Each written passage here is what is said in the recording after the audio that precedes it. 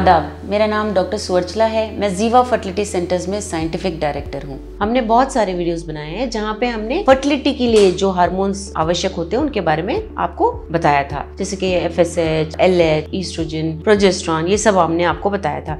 आज हम इनके बारे में वैल्यूज के साथ जानने की कोशिश करेंगे कि इनका महत्व क्या है फर्टिलिटी के लिए। सबसे पहले ईस्ट्राडायोल, जिसे E2 भी कहा जाता है, उसके बारे में बात करेंगे।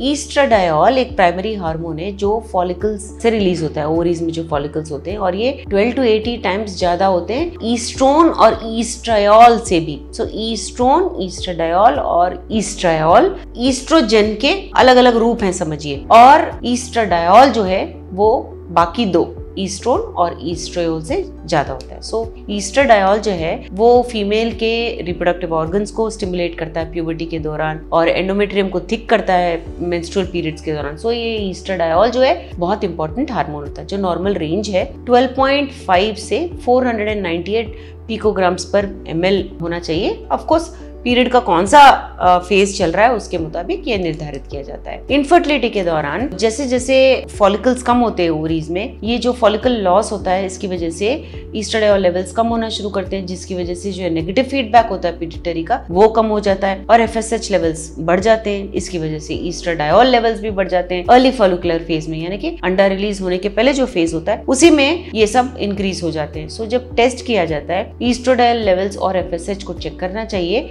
डे 2 या डे 3 पीरियड के दौरान। तो अगर डे 2 और डे 3 के दौरान FSH लेवल्स 10 से 15 मिली इंटरनेशनल यूनिट्स पर ml से भी ज्यादा हो अगर, और ईस्ट्राडायोल लेवल्स 60 to 80 पिकोग्राम्स पर ml से भी ज्यादा हो अगर, इसका मतलब ये है कि ओवेरियन रिजर्व कम है, यानी कि ओवरीज में अंडे कम हो रहे हैं। अब प्रोजेस्टेरॉन के बारे में बात करते हैं। प्रोजेस्टेरॉन कॉर्पस लूटियम से बनता है ओवरीज में।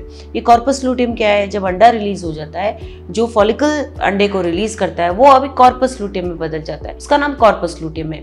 इस फेज के दौरान कॉर्पस लूटियम प्रोजेस्टेरॉन नामक हार्मोन को रिलीज करता है। सो ये जो प्रोजेस्टेरॉन रिलीज हो रहा है ये एंडोमेट्रियम को थिक करता है, गर्भ के लाइनिंग को थिक करता है, और जब वहां पे फर्टिलाइज्ड एग या एम्ब्रियो पहुंचता है उसे चिपकने में आसानी होती है। ये प्रोजेस्टेरॉन बहुत जरूरी होता है। जब प्रेगनेंसी आ जाता है तो बच्चे का जो बच्चेदानी होता है, प्लासेंटा, सेकेंड ट्राइमेस्टर और थर्ड ट्राइमेस्टर में वो रिलीज करता है प्रोजेस्टेरॉन को। नॉर्मल रेंजेस जो हैं पीरियड्स के दौरान, डिपेंडिंग ऑन कौन से फेज में हम टेस्ट कर रहे हैं, 0.2 से 27 नैनोग्राम्स पर मिलीलीटर होना चाहिए। ऑफ कोर्स साइकिल के फेज के मुताबिक आधारित किया जाता है। सो इनफर्टिलिटी के लिए कैसे मेजर किया जाता है? साइकिल डे 21, पीरियड्स आने के बाद जब साइकिल डे 21 होता है, पीरियड के एक हफ्ते पहले अगर आपके पीरियड्स रेगुलर है, अंडा रिलीज हुआ है या नहीं देखने के लिए ये टेस्ट किया जा सकता है। सो अगर 3 नैनोग्राम्स पर ml से भी ज्यादा अगर हो तो इसका मतलब ये है कि अंडा रिलीज हुआ है। अगला है follicle stimulating hormone. Follicle stimulating hormone brain में पिट्यूटरी के एंटीरियर भाग से रिलीज होता है। GnRH हार्मोन जब रिलीज होता है उसके रिस्पॉन्स से रिलीज होता है। GnRH यानी गोनाडोट्रोपिन रिलीजिंग हार्मोन। FSH जो है फॉलिकल्स को स्टिमुलेट करते हैं बढ़ने के लिए, ओवरीज में जो अंडे होते हैं उसे मैच्योर होने के लिए बड़े करना, ओवरीज में जो अंडे होते हैं उसे स्टिमुलेट यानी बढ़ने के लिए रिलीज होते हैं। ये जो नॉर्मल रेंज होता है 3.5 से 21.5 मिली इंटरनेशनल यूनिट्स पर ml। ऑफ कोर्स पीरियड्स के कौन से फेज में हम इसे टेस्ट कर रहे हैं उसके ऊपर है, बट ये नॉर्मल रेंज 3.5 से 21.5 तक है। इनफर्टिलिटी में जैसे जैसे ओवेरियन फॉलिकल्स कम होते हैं एज के मुताबिक, फॉलिकल जब कम होना शुरू होते हैं तो ईस्ट्राडायोल लेवल्स भी कम हो जाते हैं, जिसकी वजह से नेगेटिव फीडबैक होता है पिट्यूटरी पे, और FSH लेवल्स इंक्रीज होते हैं, जिसकी वजह से फिर से ईस्ट्राडायोल लेवल्स इंक्रीज हो जाते हैं अर्ली फॉलिकुलर फेज में, यानी ओव्यूलेशन के पहले या पीरियड के अगले 10-15 दिन तक। सो जब हम ओवेरियन रिजर्व टेस्ट करते हैं, ईस्ट्राडायोल लेवल्स और FSH को चेक किया जाता है पीरियड के दूसरे दिन या तीसरे दिन। लेवल्स अगर FSH के 10 से 15 मिली इंटरनेशनल यूनिट्स पर ml से ज्यादा हैं और ईस्ट्राडायोल के अगर 60 to 80 पिकोग्राम्स पर ml से ज्यादा हैं, इसका मतलब ये है कि लो ओवेरियन रिजर्व। अब आते हैं ल्यूटिनाइजिंग हार्मोन पे। ल्यूटिनाइजिंग हार्मोन जो है अगेन ब्रेन में पिट्यूटरी से एंटीरियर पोर्शन से रिलीज होता है, जो GnRH के रिस्पॉन्स से रिलीज होता है, और ये LH का जो सडन इंक्रीज होता है पीरियड के बीच में वो अंडे को रिलीज करता है। तो ये LH इंक्रीज होना, LH ठीक से रिलीज होना बहुत आवश्यक होता है अंडे के रिलीज होने के लिए। और LH जो है कॉर्पस लूटियम के बारे में मैंने आपको बताया, कॉर्पस लूटियम को मेंटेन रखता है क्योंकि वहां से प्रोजेस्टेरॉन हार्मोन निकलता है। तो नॉर्मल रेंज क्या है, 2.4 से 95.6 मिली इंटरनेशनल यूनिट्स पर ml। कोर्स कौन सा पीरियड का कौन सा फेज है उसके मुताबिक ये नॉर्मल रेंज होता है। टेस्टोस्टेरोन के बारे में भी बात करेंगे। ये ओवरीज में रिलीज होते हैं, महिलाओं में भी बहुत छोटे अमाउंट में रिलीज होते हैं, और इसमें ओवरीज में एरोमेटेज जो है एक हार्मोन है, ये इसे कन्वर्ट करता है, टेस्टोस्टेरोन को कन्वर्ट करता है ईस्ट्राडायोल में। नॉर्मल रेंज जो टेस्टोस्टेरोन का है वो है 8 to 48 नैनोग्राम्स पर DL। सो ये भी टेस्ट किया जाता है स्पेशली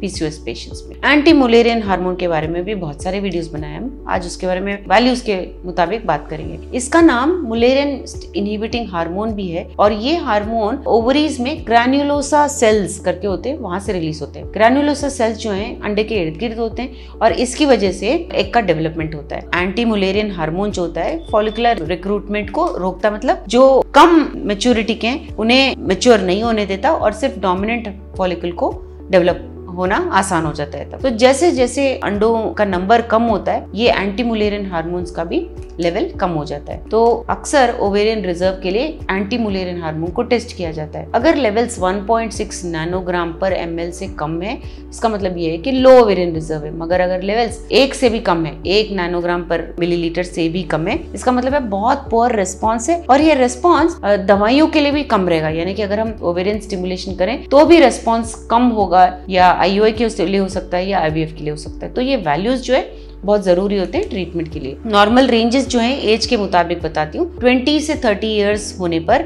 मीडियन वैल्यू रेंजेस 4.2 से 4.7 नैनोग्राम्स पर ml होने चाहिए। ये सारे नैनोग्राम्स पर ml हैं। 30 से 40 इयर्स होने पर 1.69 to 3.0 होना चाहिए। 40 से 50 होने पर नॉर्मल रेंज 0.03 से 0.58 नैनोग्राम्स पर ml तक होता है। तो ये जो एंटी मुलेरियन हार्मोन है ये आवश्यक हार्मोन है, लेकिन इसको कभी भी हम कर सकते हैं। इसको डे 2 या डे 3 करने की आवश्यकता नहीं है। ये कभी भी किया जाता है, पीरियड के किसी भी फेज में कर सकते हैं, और इसके वैल्यू से हम निर्धारित कर सकते हैं कि ओवरीज में कितने अंडे बच्चे हैं। आपके एज के मुताबिक आपको कौन सा ट्रीटमेंट ऑप्शन बेस्ट रहेगा। इसके बारे में और जानकारी के लिए अवश्य जीवा फर्टिलिटी सेंटर आइए। धन्यवाद। हमने इस वीडियो बनाने के लिए बहुत मुशक्कत की है। मेहरबानी करके हमें लाइक और सब्सक्राइब जरूर कीजिएगा। शुक्रिया।